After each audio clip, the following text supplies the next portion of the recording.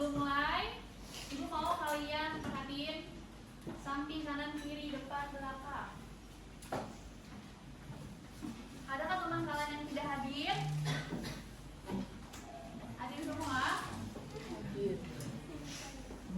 Hadir semua? Hadir. Oke. Jadi sebelum pembelajaran, seperti biasa kita memulai dengan berdoa. Oke. Berdoa menurut agama dan kepercayaan masing-masing. Berdoa dimulai.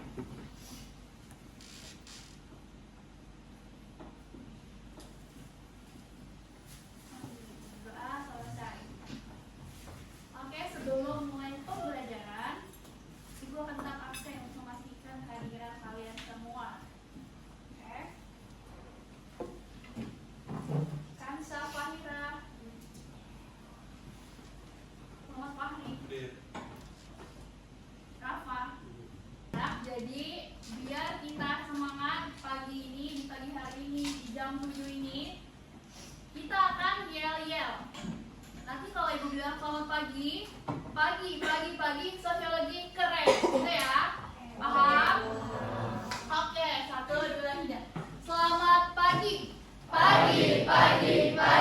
sosiologi keren. Oke, sekali lagi. Selamat pagi, sosiologi keren. Oke, terima kasih. Sekarang kita akan masuk ke dalam materi konflik sosial. Tapi sebelum itu, Ibu mau kalian mengingat kembali materi apa sih yang kita pelajari di pertemuan sebelumnya? Penyimpangan sosial, permasalahan sosial, kejahatan. Ternyata dari ketiga itu kita masuklah ke pembahasan mengenai konflik sosial. Kenapa demikian? Karena seperti yang kita tahu, sesuatu yang masalah, sesuatu permasalahan sosial yang nantinya akan menimbulkan ketegangan di masyarakat karena adanya perbedaan nilai dan norma di masyarakat. Dari ketegangan itu kan nanti muncullah suatu konflik sosial sebagai dampak sosial tuh dari permasalahan sosial, penyimpangan sosial dan kejahatan. Makanya di sini kita akan belajar mengenai konflik sosial untuk mengetahui dampak sosial apa sih yang terjadi setelah kita mempelajari permasalahan sosial, penyimpangan sosial, dan juga kejahatan. Maka dari itu, tujuan kita belajar hari ini, yang pertama kita nanti akan membahas mengenai pengertian konflik, baik secara umum maupun menurut pendapat ahli. Terus yang kedua, kita akan belajar mengenai jenis-jenis konflik. Yang ini akan terbagi lagi menjadi 5 jenis menurut Sujono Sukanto. Lalu, yang terakhir kita akan memahami dinamika konflik. Nanti akan ada banyak contoh kasus yang akan saya tampilkan di layar mengenai konflik sosial di kehidupan nyata agar kalian paham sebenarnya apa sih konflik sosial di sekitar kita dan apa dampaknya ke sektor kehidupan.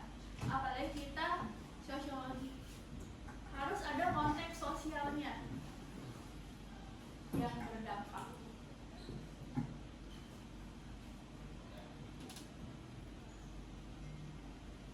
Nah, jadi sebelum masuk pembahasan mengenai apa itu konflik, pengertian konflik menurut para ahli, saya ingin kalian mengisi dengan melakukan scan barcode. Ayo boleh keluarkan handphone kalian dan isi. Sebenarnya apa sih konflik itu menurut pemahaman kalian?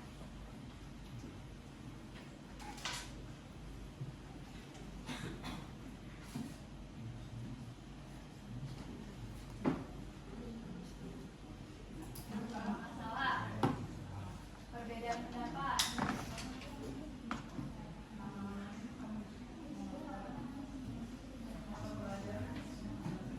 belakang, ayo isi.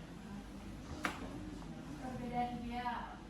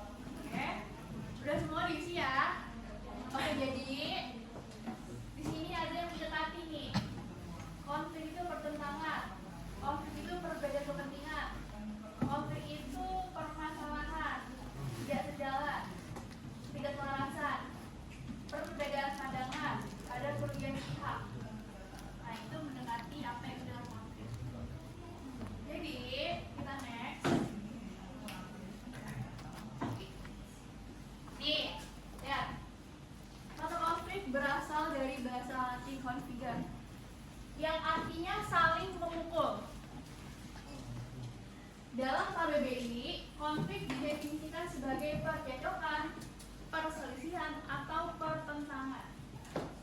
Dengan demikian, secara sederhana, konflik ini merujuk adanya dua hal atau lebih yang berseberangan, tidak selaras, dan bertentangan. Ini benar ya jawaban dari kalian semua. Tapi ada yang paling mendekati, pertentangan, berseberangan, dan selaras. Ada yang nggak selaras, bertentangan.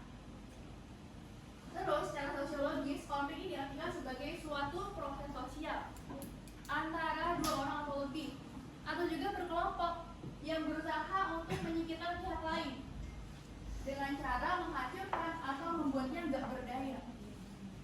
Nah, konflik ini termasuk bentuk interaksi sosial yang bersifat disosiatif. Pada awal pertemuan nih, saya kan pernah membahas dalam sosiologi ada dua bentuk interaksi sosial. Ada yang bersifat asosiatif, ada yang bersifat disosiatif. Kalau asosiatif artinya apa?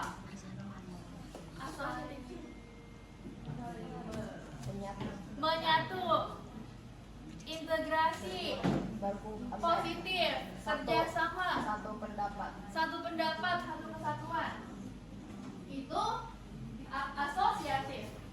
Tapi konflik ini bersifat disosiatif. Berarti kebalikannya apa? Negatif. Apalagi? Tidak selaras, perpecahan, pertentangan. Nah, konflik ini termasuk bentuk interaksi sosial bersifat disosiatif.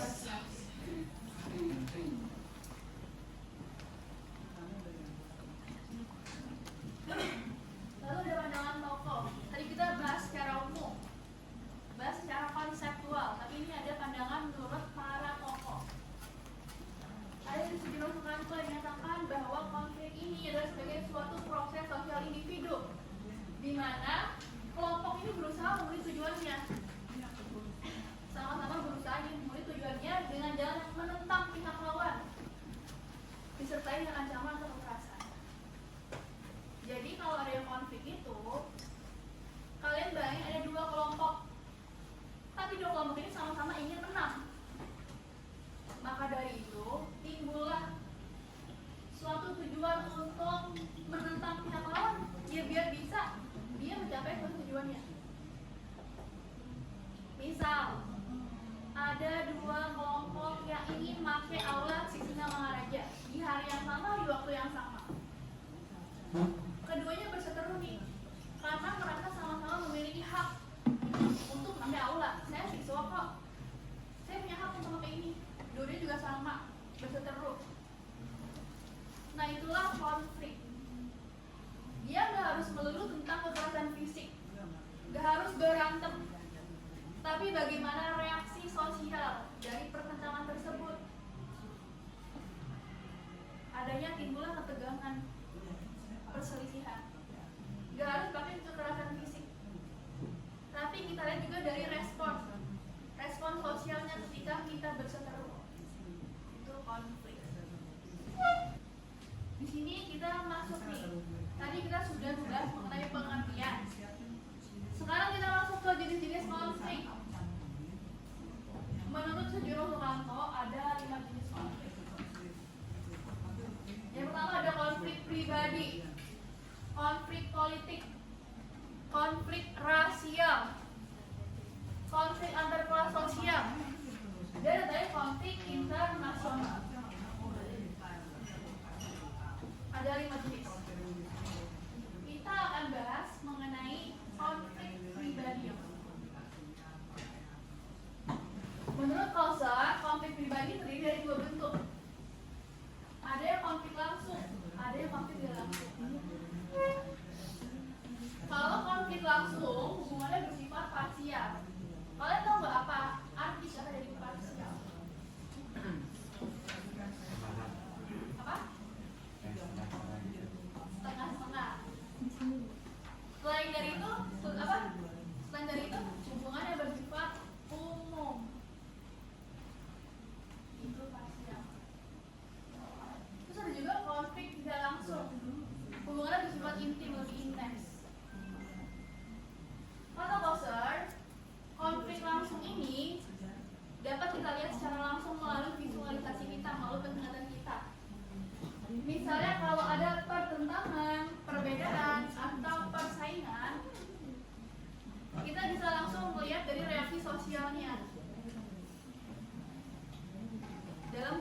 sosial yang terlihat.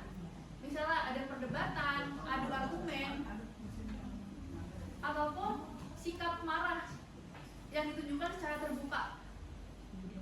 Itu konflik langsung. Biasanya di sini pada hubungan yang tidak terlalu dekat, tempat kerja, organisasi, atau pertemanan biasa. Karena apa? Karena biasanya di hubungan ini orang-orang cenderung untuk lebih berani mengungkapkan ketidaksetujuan, lebih berani mengungkapkan pendapatnya pada hubungan yang bersifat umum. Beda lagi dengan konflik tidak langsung. Hubungannya bersifat intim, dekat. Contoh di keluarga, di teman, sahabat dekat, atau hubungan dengan pacar misalnya. Karena apa? Biasanya konflik langsung ini terjadi dalam hubungan yang bersifat dekat, ya tadi ditandai dengan perilaku yang non verbal ini yang tidak atau bersifat acuh. Karena pada dasarnya menurut Foster, orang-orang dekat ini itu cenderung untuk menekan perasaan amarahnya. Misalnya kalau kalian dekat sama teman, kamu jadi canggungan untuk marah karena udah ada keterlibatan tuh, udah ada perasaan emosional. Kalian juga jadi takut nih untuk negor misalnya kalau terlalu dekat, jadi nggak enak. Atau kalian nggak mau ungkapin perasaan kalian kalau kalian lagi kesel. Misalnya dengan silent treatment dan sebagainya, karena hubungannya udah dekat sehingga orang-orang cenderung untuk menekan rasa marahnya demi menghindari sebuah pertengkaran. Itu kata si Foster. Misalnya, saya kasih contoh konflik langsung. Misalnya ada dua sahabat dekat. Saya ambil contoh Denis sama Fajar. Keduanya sering kerja kelompok tuh, sering kerja kelompok bareng, hingga pada akhirnya saya memberikan sebuah tugas proyek yang dimana harus dikerjakan selama seminggu. Nah, si Denis merasa pekerjaan ini harus diselesaikan secara segera biar cepat selesai. Tapi Fajar justru sebaliknya, ia milih buat ngerjain secara pelan-pelan biar hasilnya sempurna. Pelan-pelan tapi hasilnya pasti, kata Fajar gitu. Nah, mereka berkonflik tuh karena beda pandangan, beda pendapat secara terbuka.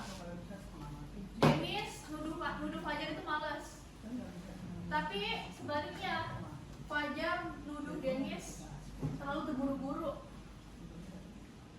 Nah, dari situ muncullah perdebatan yang terbuka. Mereka sama-sama adu argumen kan, terlihat tuh konfliknya. Kan?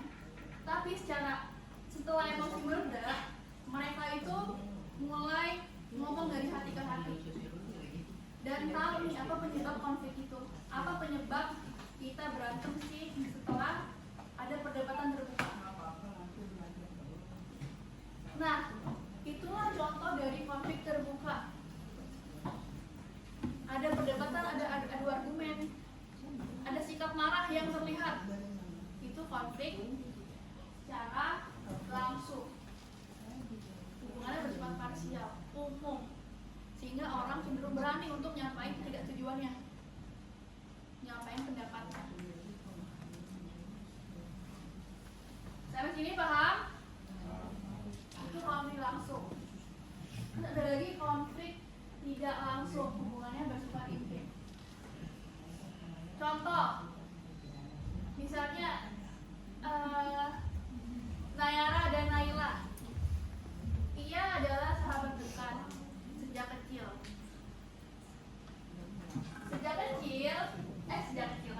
Dia sahabat dekat.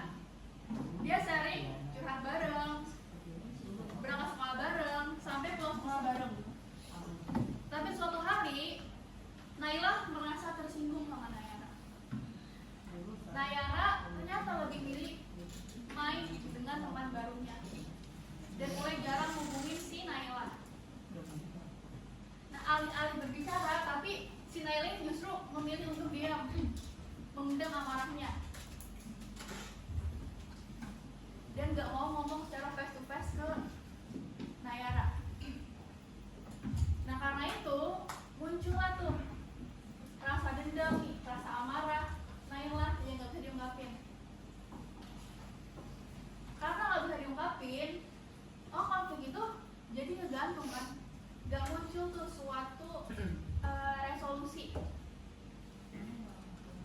muncul yang namanya sikap untuk saling memahami karena keduanya memilih untuk diam.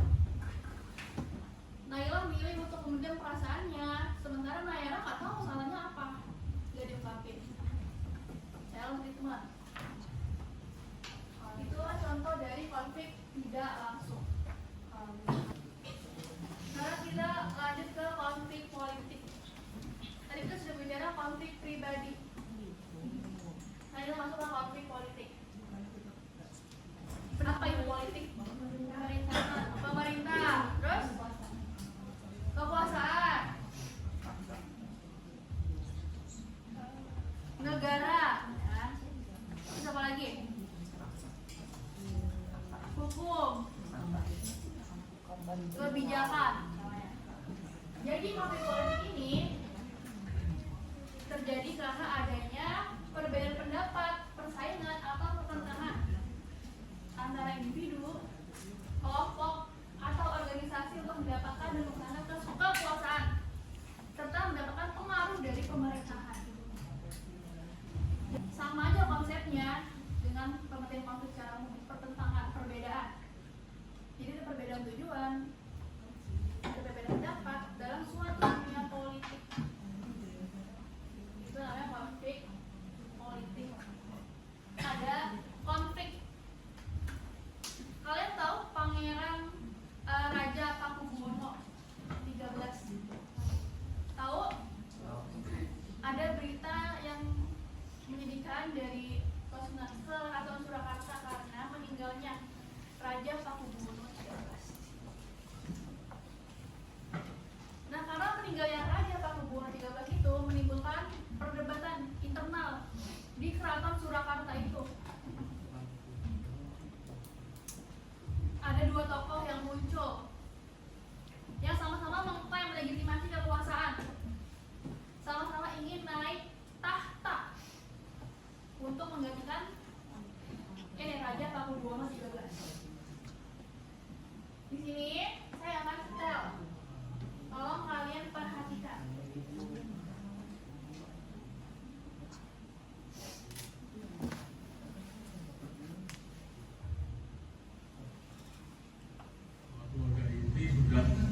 Sepakat bahwa yang menggantikan sebagai raja adalah putra paling muda, paling kecil.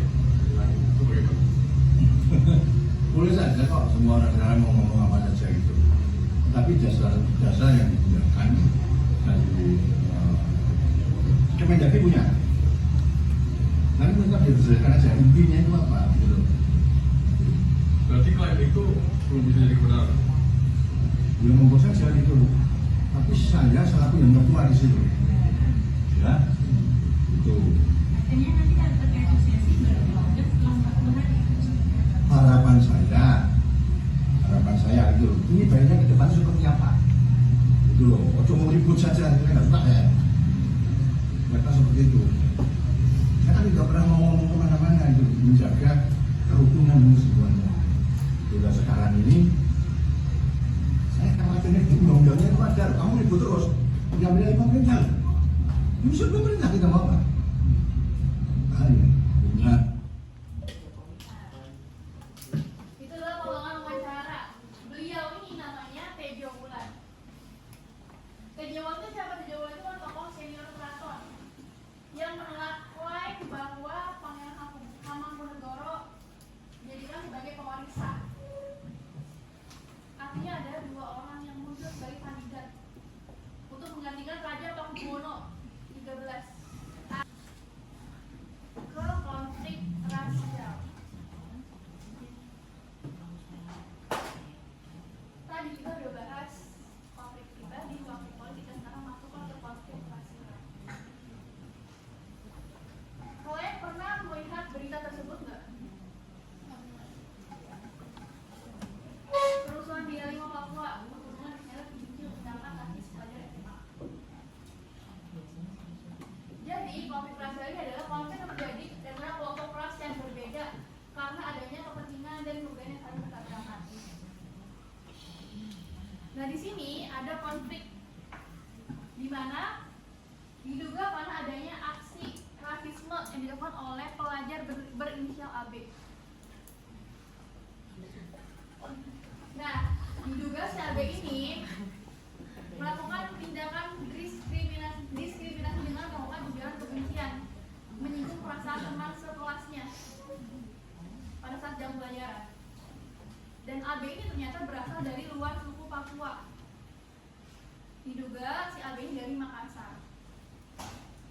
Amarah memuncak tuh, siswa yang mendengar ngerasa ini adalah sebuah penghinaan terhadap harkat dan martabat orang Papua. Dari situlah muncul solidaritas kelompok di antara ras-ras yang sama. Karena masyarakat mayoritas orang Papua juga tersurutlah emosi. Bahkan terjadi pemukulan terhadap si AB. Karena tadi menyinggung perasaan teman. Tapi ternyata hanya itu aja.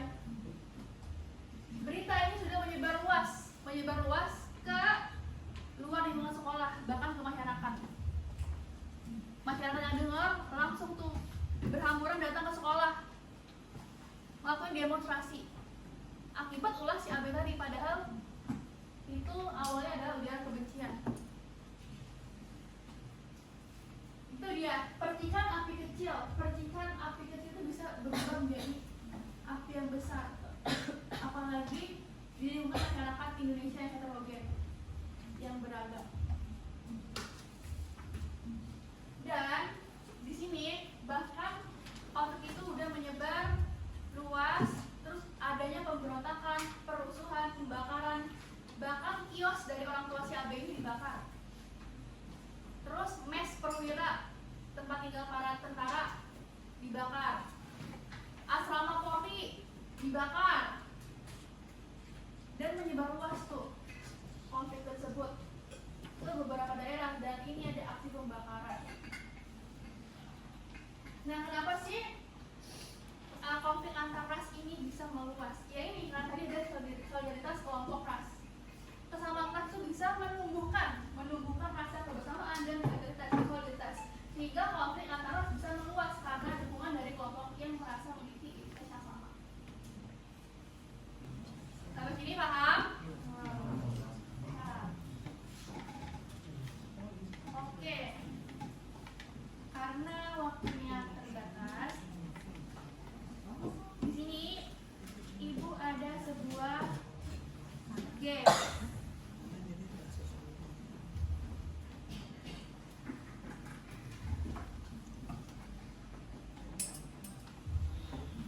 Coba sekarang Ibu minta kalian scan game tersebut.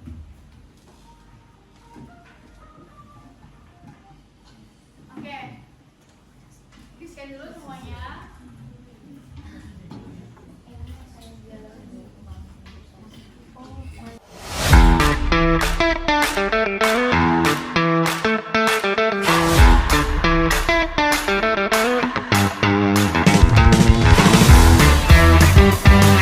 Setelah semuanya mengerjakan, kita beri applause dulu sama 3 perkataan. Abigail, Mika dan Nayara. Nayara, sama Mika. Oke. Terima kasih karena kalian sudah mengerjakan secara antusias. Oke, perhatian dulu. Sebelum Ibu tutup, Ibu ingin kalian merefleksikan. Oke, tolong dulu sebelum pulang, Ibu ingin kalian merefleksikan pembelajaran hari ini. Kira-kira materi apa atau hal apa yang menyulitkan kalian dalam pembelajaran? Gak ada. Sinyal, betul. Terus dari sisi materi ada nggak yang kesulitan? Yang masih easy. Gak ada, tapi mungkin ngapalin nama-nama teori-teorinya. Kalian nama-nama tokoh. Ya, oh ya nama tokoh. Oke. Terus itu kan hal yang paling susah tuh, kalian gak ada katanya. Hanya mengingat nama-nama tokoh tuh. Terus yang mudah apa menurut kalian? Mengerti. Apa? Pemahamannya mudah. Pemahamannya mudah. Terus